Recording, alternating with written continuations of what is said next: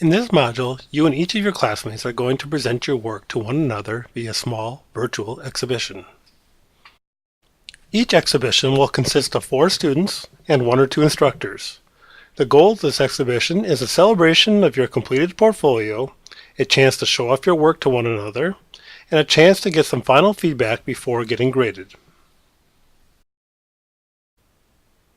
It has been our experience that exhibition time can be a stressful time because students worry about presenting their work, or not knowing what to say, or not understanding exactly what will happen in the exhibition. But let us reassure you that students have always come away from the exhibition assured, confident, and having enjoyed the experience. To help you better understand what exactly will happen during the exhibition, we will cover it briefly here. It will also be covered in the module details, and at the end of this video, we will provide an example exhibition so you can see and hear exactly how one might look. So now on to the details. Each exhibition will begin with your instructor providing some general instructions and a welcome that will take a couple of minutes. Then each student will be given 15 to 20 minutes to present their work. Then the instructors will conclude the exhibition with some closing remarks. When a student presents their work for 15 to 20 minutes, it is a very structured use of that time. First, we want students to cover who the intended audience is for their portfolio. Second, we want students to spend some time talking about the one page in their portfolio that they are the most proud of and why. Third, we want students to share the page they want the most help thinking about or want some feedback about and why. Fourth, the instructors will choose a page to talk about from the student's portfolio. And that's it. That's all you have to do when you're presenting. When you're not presenting, you have to be a good listener, provide good feedback and thoughtful suggestions. Just what you've been doing all semester long. And that's it for this overview. If you want to stop watching the video now, you're welcome to do so. For those who are interested, you can keep watching to see a sample exhibition. For this sample exhibition, 4 of us have gathered in the Capstone Coffee House. I, Dr. Kaler, am playing the role of the instructor, and 3 current or former TAs are playing the role of current students in the sample exhibition. They are Sarah Keenan, Brittany Dillman, and Josh Rosenberg. In this sample exhibition, Josh Rosenberg is going to represent his capstone portfolio that he completed in 2012 when he was a student in the MAED program. I will structure the exhibition much like I would with a real exhibition, and Sarah and Brittany will provide feedback much like we would expect students to provide feedback in a real exhibition. Keep in mind, the goal of this sample exhibition is to give you an idea of the structure and the flow of an exhibition, not to focus on individual pages of Josh's portfolio. Especially since some of the requirements in the Capstone course have changed since Josh was a student in the course. That said, we think this will give you a pretty good idea of what an actual exhibition will look like. One main difference to keep in mind, however, is that this sample exhibition is shorter than the real exhibition in order that this video will keep to a manageable size. All right, everybody, welcome to your sample Capstone Portfolio exhibition. Thank you all for coming. This is where we normally have some extended introductions and explanations, but because this is a sample, we want to keep it short. We're going to skip all that and jump right into the exhibition. This is where we ask for a volunteer. Does anyone want to go first? Yeah, I'd like to go first if that's okay. Oh, thanks for volunteering, Josh. We would like everyone to open Josh's portfolio in their window so we can all look at this together. So we do a couple of things in this exhibition. First thing we do is we talk about your intended audience for your portfolio because that helps us shape our feedback to you. So if you could talk a little bit about who you see as your intended audience for your portfolio. Okay, great. Well, my audience is for colleagues, so it has a professional side. And it's also for myself, kind of a place for me to reflect and remember what I worked on during my master's and what was important to me. So I'd say my audience is my colleagues, as well as myself. And who are your colleagues in this case?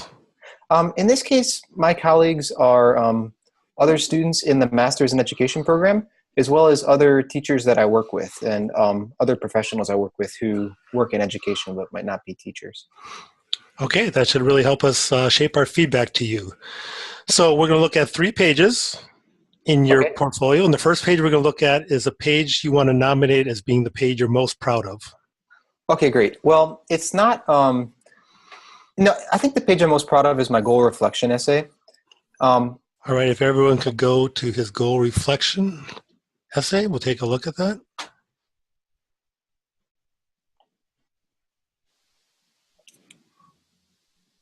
Great. So the thing I liked about this page was it let me reflect back to the essay I wrote when I started in my program. And it was a good chance to see what stayed the same and what's changed. So I organized this essay around the 3 different themes that I highlighted in my essay that I wrote when I applied. And those were professional, academic, and personal. So I excerpted parts from my original essay and then wrote about what changed and what stayed the same across each of those 3 dimensions. So yeah, I also included a PDF of this if somebody wanted to print it out and read it as well. All right, let's hear from some others. So does someone want to talk about what they like about this page, or Yeah. perhaps maybe we need some changes? I really liked, I liked how you divided it between the professional, the academic, and the personal. I thought that was a really good separation of goals and seeing how you progressed. I also thought it offered a sort of a good opportunity to check out the different themes that have sort of run through all of them. I thought that was a very nice part of the essay. Thanks, Sarah. Yeah. And Josh, I really like the overall look of this page. I think it's very, it really draws the reader in just through your spacing and your use of font and stuff. And particularly, I really like how you talked about when you finally became a writer. I think that's a really important probably moment for you. And I think you described it really well. And it made me feel like I knew you a little bit better on a personal level. So I thought that was really nicely done. Thanks, Brittany. Thank you, Sarah, too. Is there anything you would recommend that I change or add to this page? One thing that we noticed is that your PDF actually doesn't open. I think it's linked to something broken, so I might update that. But Okay, I'll make a note on the sheet of paper that I brought with me to make sure I fix that. I'm sorry about that, guys. No problem. Josh, the other thing that I was noticing is as much as I like the look of your page, you don't have any pictures or any hypertext or anything that really makes this different from just a paper version. So I'm really wondering if there are a couple of places that you could put some type of hypermedia or picture or something to kind of give the reader or the user something more to interact with. Yeah, I really like that idea, Brittany. Thank you for that. So hypermedia or images could make this kind of an even better page, even though it's got some strengths too. Mm-hmm. Yeah, I think before we go on, I'd like to add, I think it was pretty easy to read this, and it's laid out really well. So it's easy on the eyes, good contrast between the text and the background. I really appreciate how easy it was to read. So in the interest of time, I think we should move on. Is there a page you want to nominate for a page you're still thinking about, or a page you need some help thinking about? Great. Yeah, I think the annotated transcript would be good for that. All right, if everyone could get to that page. So tell us what you're going for on this page, and then tell us what you're still struggling with. Great. So the thing that I liked was that I was able to add examples of work from each of my courses. So each of these links for each of the courses will take you to a page where I briefly describe the course and have at least one like video or essay that I wrote, or a course I designed in the case of teaching K-12 courses online.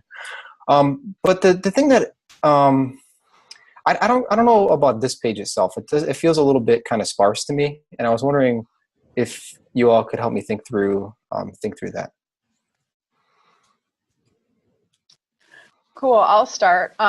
Josh, this is Brittany. I kind of like the sparseness, but I see where you're coming from, and maybe there's a place to add more of your text on this page itself so that we aren't necessarily linking out. But I think that partly is up to you. I think like your essay page, it's really easy to get an overall look, and it's really reader and user friendly. One thing that I did notice, though, as I clicked on the TE 831 Teaching School Subject Matter with Technology, and it got me to your page where you talk about that and then have that video. On the bottom of that page, when I click Return to Transcript, it opens your annotated transcript in a new page, which is a little bit confusing considering I thought I was going back to the previous page. And so you might want to consider if that was your intent, or consider actually having it take me back to that first annotated transcript page.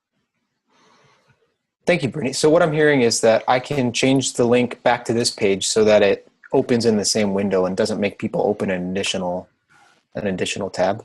I would recommend that. Yeah, I think that would make more sense. All right, I'll make a note on that. Thank you.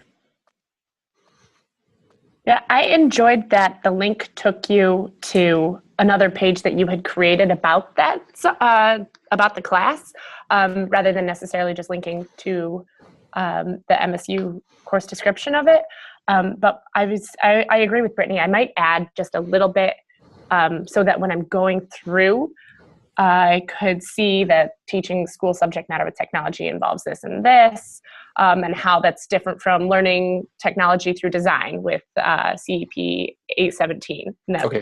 Just a quick little description, maybe. Okay, that sounds great. I'll make a note on that too. I like that advice, and that's kind of the piece of advice I was looking for, but I didn't really think of it at the time. Yeah, so just to clarify, you want to make sure you visit the requirements for the annotated transcript page and make sure you have short descriptions of each of your classes right next to the class itself.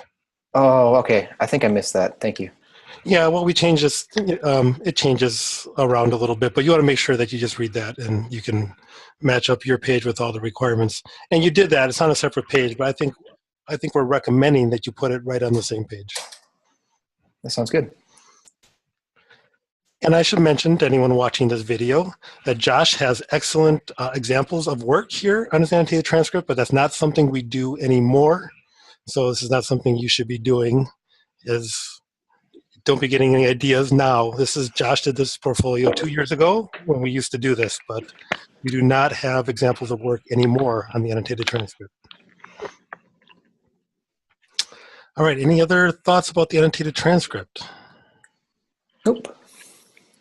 Thank you for your advice. All right. The last page we look at is something the instructor chooses to look at. And in this case, I think I would choose your professional blog. And we're not going to talk about it a lot here because we want to keep this video nice and short. But I would choose this because I think it adds a nice dimension to your portfolio that we don't see on a lot of portfolios, and it adds a lot more to talk about and a lot of extra dimensions to your portfolio. And we would probably have a discussion at this point about what it adds to your portfolio and maybe ways to improve it or the ways that it strengthens your portfolio. But in the interest of time, we're going to skip that conversation. So now everyone will give Josh a virtual round of applause. We say, yay, Josh, Yay, good job. Way to go! Almost done. You'd have a couple of weeks to finish up your portfolio before grading would begin. All right. Well, thanks, guys. This was easier and even more helpful than I imagined. Thanks for visiting this sample exhibition, and we hope it has helped alleviate any fears you may have about your own. We look forward to seeing you in your own exhibition soon.